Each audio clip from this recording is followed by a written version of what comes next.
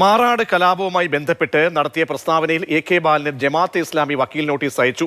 ജമാഅത്തെ ഇസ്ലാമി കലാപത്തിന് ശ്രമിച്ചുവെന്ന പരാമർശം പിൻവലിച്ച് മാപ്പ് പറയണം.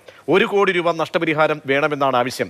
എ.കെ. ബാലന്റെ പ്രസ്താവന വർഗീയത വിളമ്പുന്നതാണെന്ന് കെ.സി. വേണുഗോപാലും CPM നേതൃത്വത്തിന്റെ അറിവോടുകൂടിയാണ് പ്രസ്താവനയെന്ന് വി.ഡി. സതീശനും പ്രതികരിച്ചു.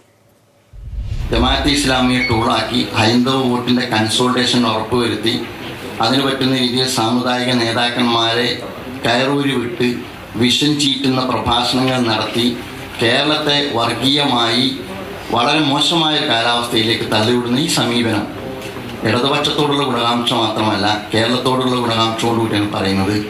ഇത് ഇടതുപക്ഷത്തിൻ്റെ പരാജയം മാത്രമല്ല, കേരളം നാളേറെയായി കാത്തു സൂക്ഷിക്കുന്ന സോഷ്യൽ ഫാബ്രിക്കിന് ഡാമേജ് ഉണ്ടാക്കുന്ന അപകടകരമായ നീക്കമാണ്.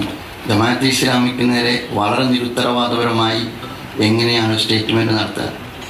ഇവരാണല്ലോ ഭരിക്കുന്നത്, അവർക്ക് കേസെടുക്കാമല്ലോ. ഒരു കേസ് ഏതെങ്കിലും ഒരു പോലീസ് സ്റ്റേഷനിൽ ഇടതുമുന്നണി ശിഥിലീകരിക്കപ്പെടുകയാണ്. അതിനിടയിലാണ് BJPയും സംഘപരിവാറും നടത്തുന്ന സമാനമായ വർഗീയ ക്യാമ്പയിൻ CPM ഏറ്റെടുത്തിരിക്കുന്നത്. ഈ CPM നേതാക്കളുടെ പ്രസ്താവന കേരളത്തിൽ വിദ്വേഷത്തിന്റെ ക്യാമ്പയിൻ നടത്താൻ വേണ്ടിയിട്ടുള്ള ഈ പ്രചരണം, ഈ തെരഞ്ഞെടുപ്പിനെ സംഘപരിവാർ ചെയ്യുന്നത് പോലെ ആക്കി മാറ്റാനുള്ള ഈ ശ്രമത്തെ ചെറുത്തു തോൽപ്പിക്കും മതേതര കേരളം എന്ന കാര്യത്തിൽ ഞങ്ങൾക്ക് യാതൊരു സംശയമില്ല. തനി വർഗീയത വിളമ്പുന്ന പ്രസ്താവന എ.കെ. ബാലനെ കൊണ്ട് പറയിപ്പിച്ചിരിക്കുകയാണ്. ഇവിടെ ഇപ്പോൾ ആലപ്പുഴയിൽ SDPIയുടെ സഹായത്തോടുകൂടി മുനിസിപ്പൽ സ്റ്റാൻഡിംഗ് കമ്മിറ്റി ചെയർമാൻഷിപ്പ് നേടാൻ CPM പരസ്യമായി നടപടിയെടുത്തിരിക്കുകയാണ്. അവരാണ് തിരിച്ചു പറയുന്നത് കോൺഗ്രസ് വന്നാൽ UDF വന്നാൽ ജമാഅത്തെ ഇസ്ലാമി ആയിരിക്കും ആഭ്യന്തരമന്ത്രി. എന്ത് പച്ച വർഗീയതയാണ്!